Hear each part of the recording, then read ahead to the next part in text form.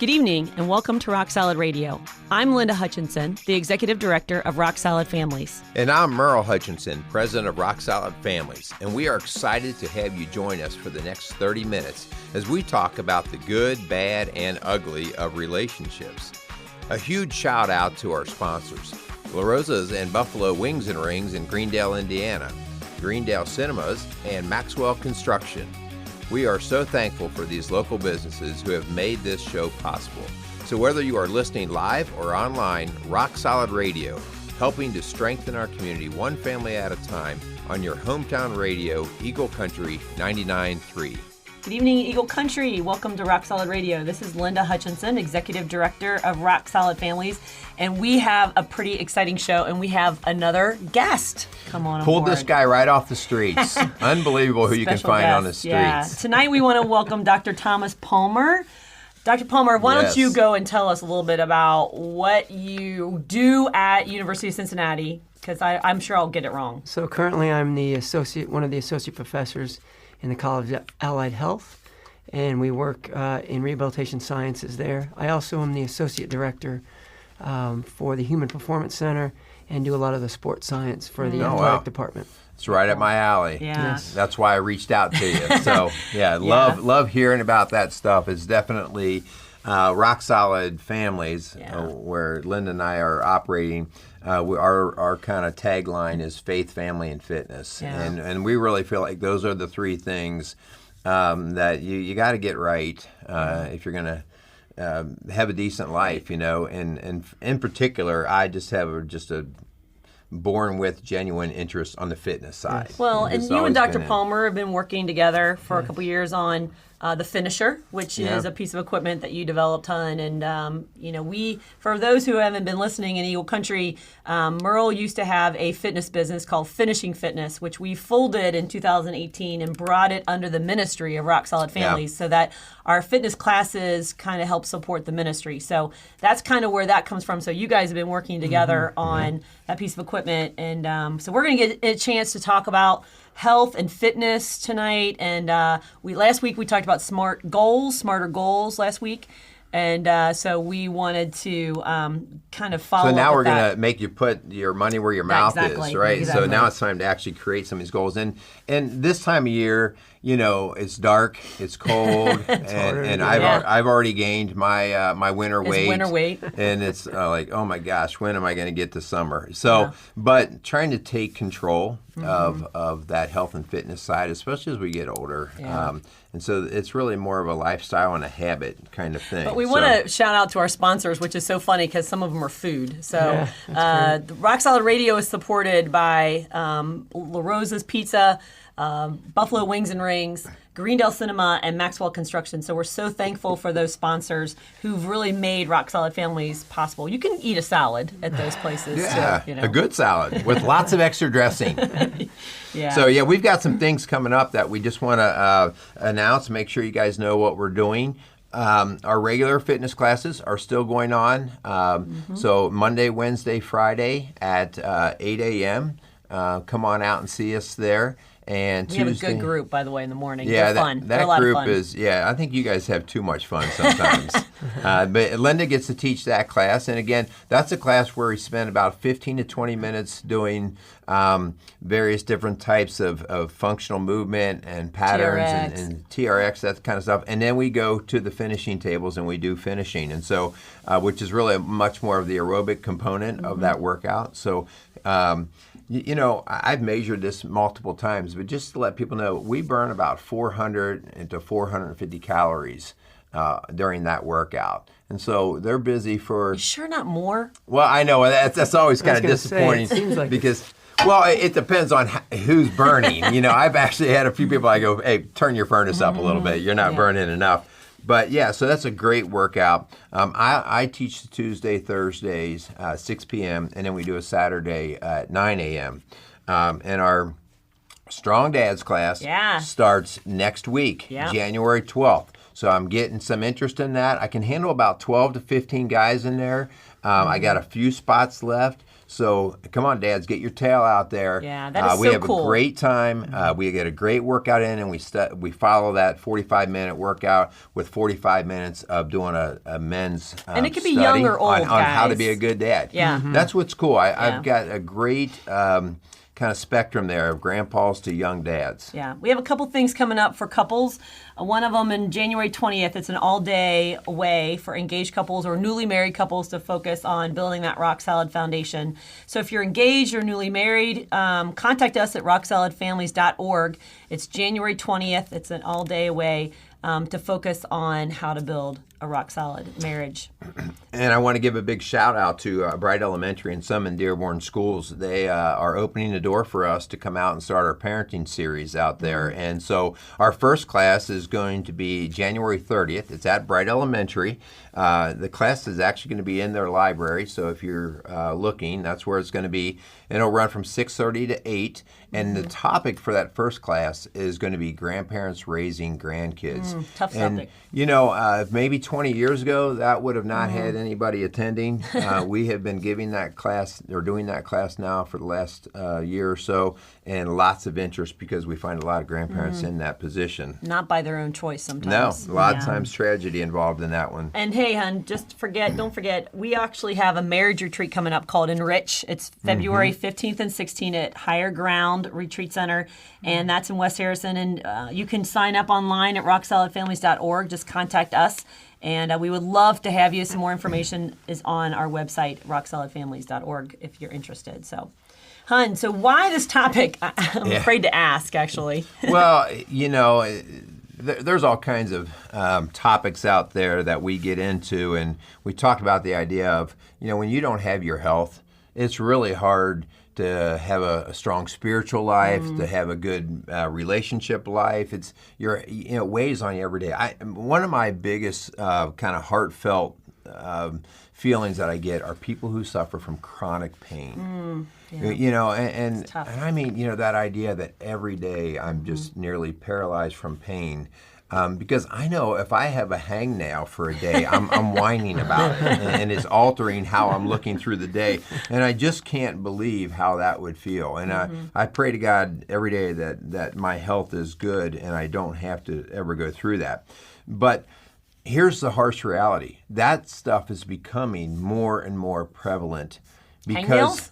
No, chronic pain is becoming more prevalent because of how we're treating our bodies, what we're doing to our bodies. And we don't want to bore you with a ton of stats, but these are just some stats that you probably have heard or heard something similar to. You know, right now, 80% of the adults in this country, they don't meet the basic guidelines for how much aerobic or muscle strength conditioning they should have. 80%. Yeah, that's high. Yeah, that's really high. Isn't that crazy? But I know that because when I walk through the shopping mall, it's like, holy cow. I mean, every other person. And I not to be in judgment of them, it's like, I look at that as a health crisis. So it's not good. You know, Linda, What about our kids? well, you and I have done quite a bit of work with educating parents on the digital screens and the kids being involved with their tablets and so on. And you know, now there are estimates of our kids sitting their butt down in a chair somewhere for 7+ hours a day. I mean, this is if they're not in school. Right, yeah. So I've already sat for X number of hours in a classroom, and now I'm at home and I'm doing this. So, you know, we're seeing kids with the softest cores we've ever seen. They can't, many of them can't pass the basic presidential physical fitness test that we have in our schools. And that's just kind of a sad commentary because I always say, you know, your body's typically it's healthiest in your first 20 years of life. That's right. And you're losing that window of opportunity to have your healthy body. Yeah. Some of our nutrition stuff, I just found this kind of interesting.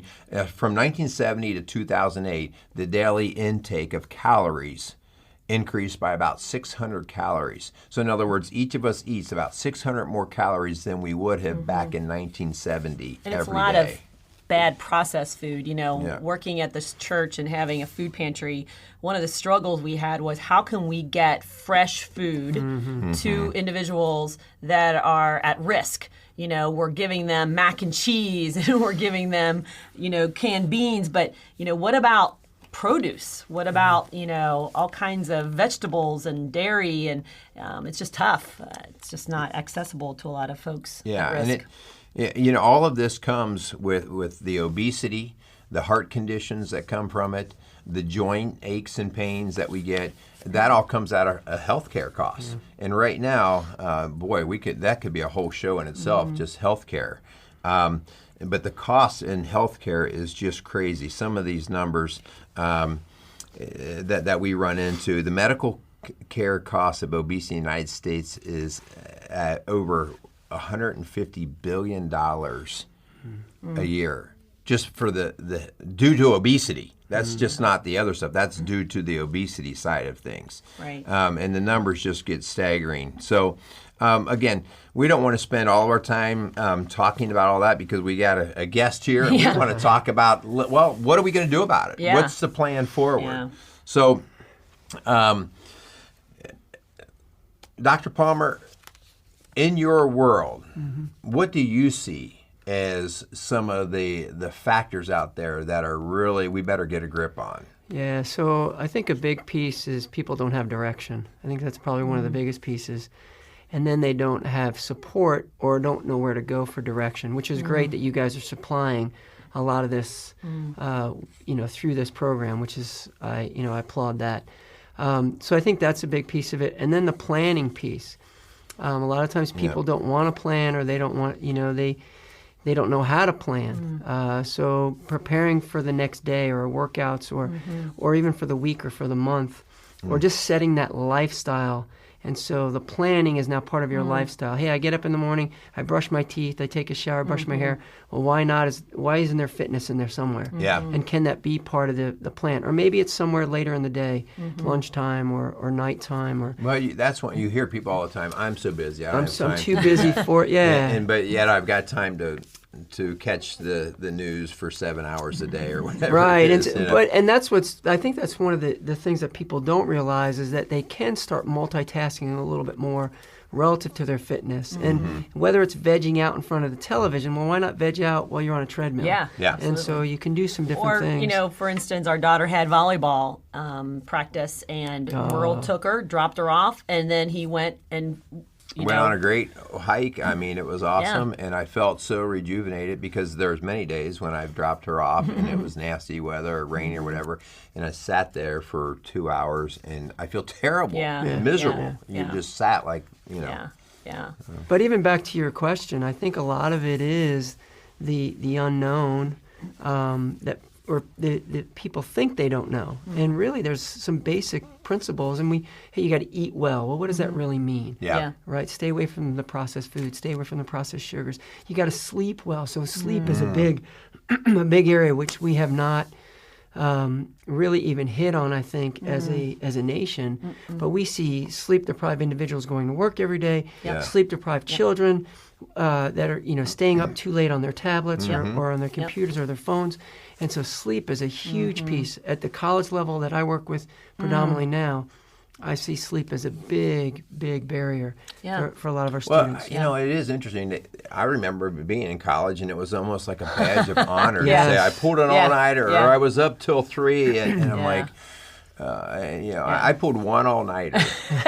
I pulled one all-nighter, and I went in the next morning and took a physics exam, and it destroyed me because I couldn't think. I couldn't think logically through the physics problems, and I was like, I will never do that again. Well, we actually did that in the parenting and technology seminar or a radio show that we did. We talked about the sleep deprivation, and the kids are averaging less than an hour less. Yeah. And adults are too. And part of it is the technology in the bedroom. We got to get that out of the bedroom because it distracts you and it pulls you in. It sucks you in. It's amazing how that'll affect your fitness. Yeah. So we tell our athletes now, 2 hours before they go to bed, put your phone out of sight, 2 out of hours. mind. Yeah, 2 hours. Yeah. And now, whether they listen to that or not, it's not happening. Well, there's research that indicates that because of the light, going into our system, that it actually keeps the sleep cycle kind of started off. And the microwaves in your phone will actually disrupt your sleep cycle as well. So there's a lot to do with that we definitely need to avoid those areas. For adults and kids, we are all sleep deprived, and that word busy actually is like fingernails on a blackboard to me, because it's an excuse for not eating well, not exercising. I've used that as an excuse too. Again, once again, we're guilty. We That's fall why we brought into Dr. this. Palmer in here. Well, and he's never guilty struggles. of this. No, everyone struggles. And again, it's back to that work-life balance Yes. of really trying to establish some parameters in your life. And I think what happens a lot of times, New Year's coming up, New Year's resolution. So they try to go, full-fledged, 110%, even 150%. I'm going to be a fitness freak now. Yeah. And then they fade out because they do too much. Right. So really picking smaller pieces of your life, especially as we get older. Yeah. Right. It's programmed when you're younger. It's a little bit easier. It's still a challenge. But programming it into your life and your lifestyle is a huge piece. You should have been here last week. We were talking about that exact same thing. Well, and I was, in our finishing classes, and again, it's just the nature of the beast. In November, we start really kind of dying down. Actually, October, November, our participation dies down. And we get through the end of the year. And January, February, everybody wants to be fit, which is awesome. We want you out there. But trying to do what we can to keep you out there, that's actually, if I see you working out in April and May, that's way more cool to me that, hey, we got you through that hump. So, that work balance is huge, and that we actually did a show called Finding Balance, and we talked about that, how when it's kind of like trying to drive a car with a flat tire. It's so out of balance that it brings on stress in other areas. So whenever things are good, whether it be work or play or your family, but you got to have it in the right balance. One of the things I've kind of coined this little phrase for myself is. And this, we've talked about this with so many different things. We are such a nation of immediate gratification and immediate comfort. I want the most comfortable shoes. I want the most comfortable bed. I want the most comfortable car. It's got to have all of the bells and whistles. Everyone's got a comfort zone. And so comfort has become a god to us. I want to be comfortable at the expense of ultimately lots of discomfort. And so, I refer to this as for health. Yeah, my immediate comfort zone. So in other words, what feels good now? Yeah. What I'm going to do what feels good now. And so that's the elevator versus the stairs. We'll drive around the parking lot for 10 minutes to find the parking spot that's the closest, Yeah. And it's just like insane where, I got into a habit at the school that I worked at of parking out in the middle of nowhere. Because it was, and our son, who I dropped off, Dad, there's all kinds of parking spots. I'm like, you know what? This way I won't get any dings on my door, but really it was just a habit that I said, I can use the walk. And it's not even that big of a walk. But it's, so what are we doing that is, and we've just kind of fallen prey to it, of seeking comfort rather than some movement. And so the parking spots are good examples of those. Right. And that ties into what we do during the day in just building in breaks or ideas of, hey, I'm going to walk a little extra at the mall or the shopping center or whatever it is, or at my job. But then also every 30 minutes or so, maybe I'll stand up from my desk and take a walk around the hall, walk up and down the steps, and then come back. Or even what's really nice, especially if you don't have a window in your office, go outside, get some fresh air, even if it's cold out, and then come back in, just to kind of get a change of pace. That's huge. That increases blood pressure, that increases blood flow. We get more oxygen throughout our body. Our brain works better. We see about a 10% increase in oxygen in our brain just from taking a 5-minute brisk walk. And we also see better stamina with knowledge in that. So there's a lot of bonus for that. And I see shaking off fatigue. Like you get those mid-afternoons, like I would do anything for a nap right now. Yeah, and people go to coffee too, and that's we got to be careful. What might even work better is to actually walk faster, or do a couple flights of stairs, or if you want, drop and do some push-ups in your office, whatever it is. So you're saying that I should get this tea away that I just had. Jumbo caffeine. Yeah. Well, one of the cool things about where I'm working right now is in our Rock Solid Families is that because I didn't have a window in my old school office. And I would get stuck in meetings. You're probably very familiar with meetings. Stuck in meetings. And again, it's all good work. It's not like you don't like what you're doing, but you would be stuck in the chair. Yep. And your core would go soft. I remember by the end of a school year, I used to call myself a runner, but by the end of the school year, I'd get out and I'd try to start running in the summer, and I would fall apart. And it was just because I lost all the core. Some stability, so where I'm at now, we've got our fitness center right there. I say, "Hun, don't talk to me. I'm going back, and I'm doing some push-ups. I'm doing some different things, and it's 10, 15, 20 minutes, just enough to get the heart rate up. I love it." And we see these high-intensity workouts. People have maybe talked about that a little bit, or you might have talked about that a little bit. These high-intensity workouts, interval workouts that we use that are literally 5 and 10 minutes long, that really help build stamina in our life and in our lifestyle. So it really helps promote energy. Yeah. We're burning calories, obviously, and then hopefully after that we're doing better with our balance in our life, and then maybe we have more energy at work. Maybe more energy for our families. Right. Yeah. So it seems to be a real benefit to even 10 minutes of activity. Or a stand-up desk. I know those are getting real big. Such a big deal. Yeah, the stand-up desk and the treadmill, the company desk. Those are. One thing at the church, at Whitewater Crossing where I worked, they actually, part of our health plan was a proactive plan, whether it be a physical, whether it be a Fitbit, walking steps, to get your steps. And it was really cool because there got to be a challenge around here where you would see a bunch of people walking during their lunchtime to get their steps in because they were in meetings for 2 or 3 hours. So they had to kind of be intentional about how to get those steps. So I love the Fitbit idea, which mine broke. I think there needs to be a complement too, where if you have one piece working right, say I'm getting good rest, but I'm not exercising and I have a lot of stress in my life, that's not going to be a good piece. Going back to that balance concept, you need to really be putting all areas on the chart, if you will, to really challenge yourself aerobically, anaerobically, but then reducing your stress, getting things organized in your life.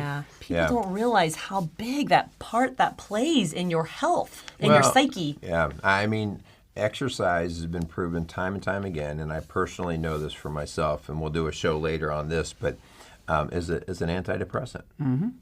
We can have people who have severe depressive disorders struggle with these types of things, and exercise or changing that blood flow into the brain and bringing the proper balance of the chemicals in there can take somebody who's dealing with depression and completely turn it around. And so we can't discredit the value in that. Yeah. So, a funny story, we've become in such a sedentary lifestyle. A couple of years ago, we went down to the Biltmore down in Asheville, North Carolina, and we took our kids down there.